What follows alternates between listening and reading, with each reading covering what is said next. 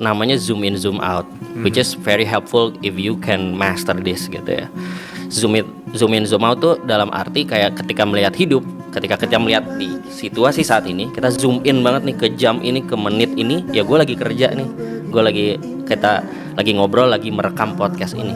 Tapi kalau di zoom out sebenarnya ini apa sih? Ini cuma bagian kecil dari, misalnya dalam konteks gue ya, bagian kecil dari gue membangun personal branding yang lebih baik misalnya gitu. Bagian kecil dari gue memberikan manfaat buat orang lain lewat podcast Suara Berkelas gitu ya dan segala macam.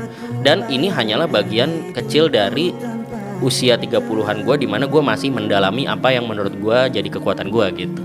Jadi ini bukan, ketika di zoom out ini bukan prestasi gitu kasarnya. Paham. Ini bukan selebrasi dan segala macam gitu. Tapi ketika di zoom in, oke, let's max out my time here. Kayak gue dapat privilege untuk bisa ngomong di sini, sebuah kehormatan, sebuah privilege, suara gue bisa didengar orang di podcast dengan dengan subscriber sebanyak podcast Suara Berkelas gitu ya. Gue akan maksimalkan, gue akan happy banget, gue akan excited di sini gitu. Tapi di zoom out ya gue nggak bisa merasa bahwa hidup gue udah sukses kasarnya gitu kan.